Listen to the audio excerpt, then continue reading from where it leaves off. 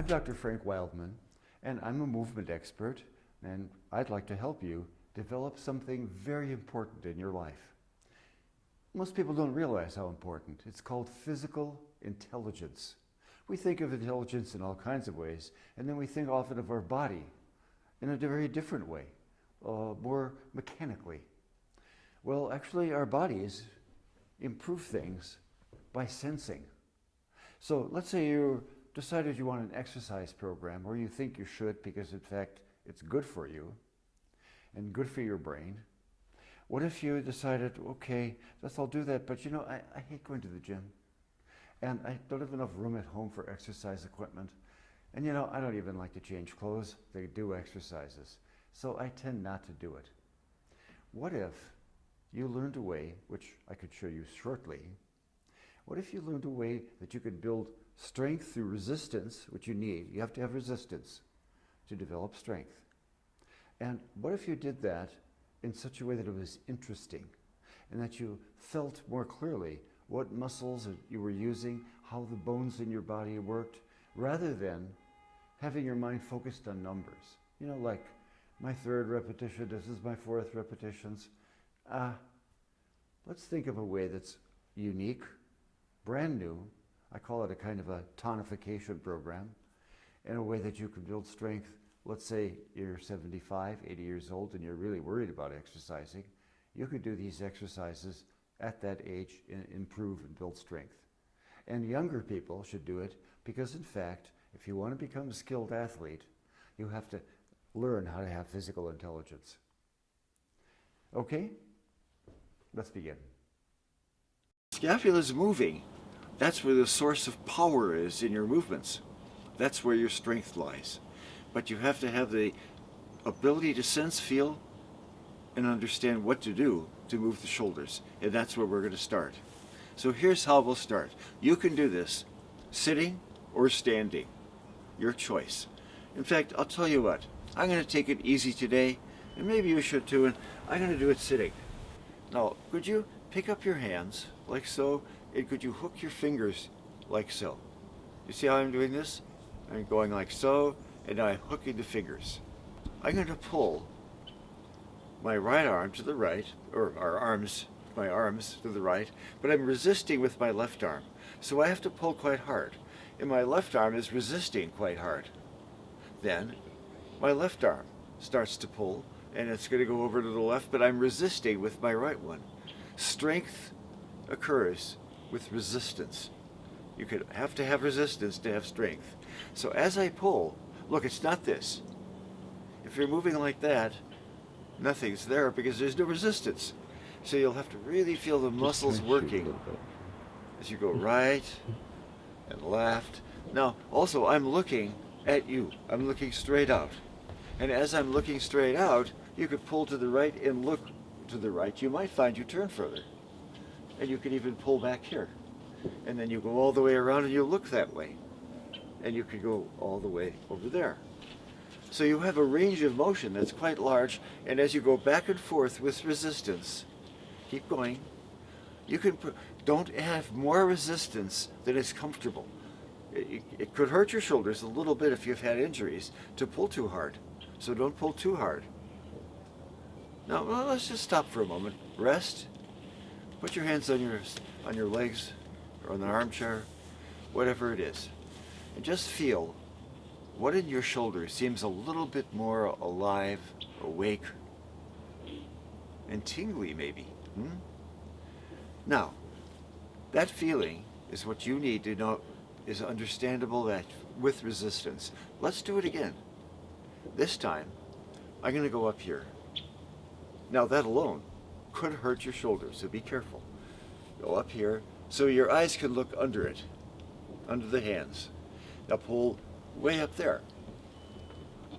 It could be the same range of motion you had before, but you're going to go way up here, which gets completely different muscle groups and requires the scapula be in a different position, especially if you go way up.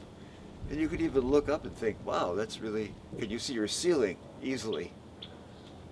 Actually, I'm out here looking at a palm tree, way up there. and the hands go right, left with resistance. And now you can, again, increase your resistance just for a while. 1 or 2 times, really, one is fighting with the other one. One more. Good, good. Rest. And again, take a little time and feel, what do you feel tingling? What's awake in the muscles of your shoulders right now?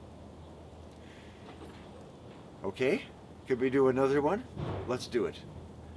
Down here, right? We did the middle, we did up here, so let's go down here by your belly and pull across that way.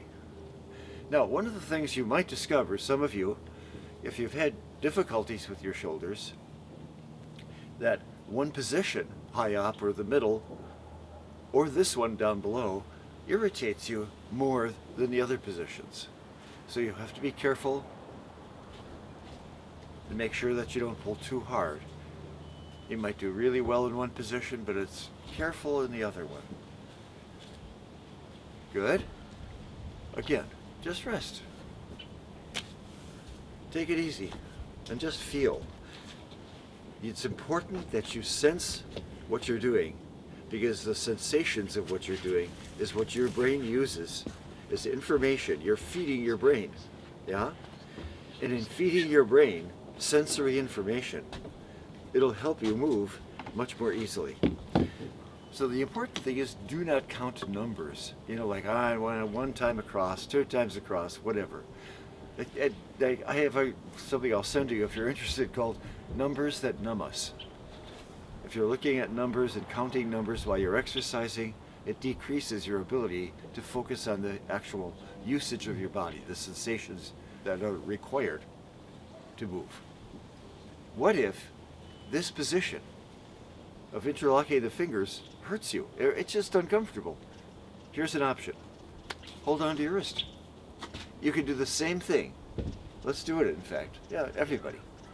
Let's go and do the same thing holding onto your wrist. Now, you notice you could possibly work with more power this way.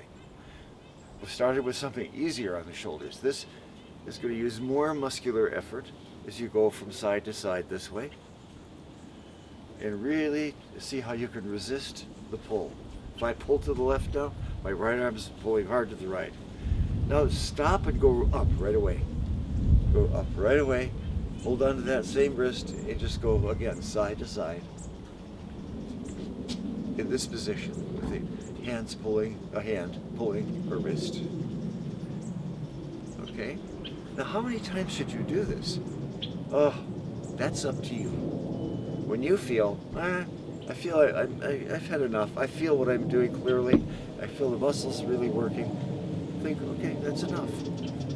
But we're going to keep going down here, okay? Just to get the lower part. There we go. And again, equal that resistance so that one arm wins over the other one, as if they're having a tug of war. Yeah? Okay. And stop, rest again. And now you've done quite a lot of things, so rest completely and feel your shoulders. Now there's something that I want to do to help you feel this even more. And could we go back to the same position? The starting position, yeah? You did that with your fingers interlaced. Now I want you to pull with very little resistance, a very gentle movement. So it's not even a movement hardly, huh? You're going to pull a little bit. I want you to feel, can you tell that your scapulas, that's this part of your body, the scapula right there, when you're pulling, or you're using your arms at all, whatever you're doing with them in any position, the scapulas are your major strength participant. You have huge muscles in here, under here, up through here, and they aren't connected to your arm directly, right? We tend to think of everything taking place at this joint, but our interest is going to be the whole area and all the powerful muscles, and including what some people call your postural muscles. Look, I can show you on myself. If I go and let my shoulders drop forwards like this, it brings my chest down, my head sticks out. It's a terrible posture. It's uncomfortable to breathe. But if I pull my shoulder blades back, my chest goes up, my eyes and face go out, and I'm standing much straighter. So this is really important. So these movements are really important to wake up all these big muscle groups. So let's do one more thing. Okay, one more movement. Grab a hold of your wrist. Now, you did up and down, and you went side to side, and up and down, and all of that. Now, let's put that together in a circle. So start pulling low, go ahead, start low. Now pull over to the side, but make the hands move in a huge circle. And could you see underneath your arms when it goes up? And can you maintain even pressure at all points in the circle? Now there might be some point in the circle that bothers you. Just notice it. Weaken your pull when you get there. Yeah? Just weaken it so the muscle isn't strained. And then continue. Then go the other way. Go the other direction. And feel how that is. Now pause for a moment. Not too long. I'd like you all to stand up. If you're sitting, stand up. And we're going to do the same thing in standing. You're going to take the arms over to the side and you're going to have resistance all the way through. And feel your shoulder blades. Can you feel them?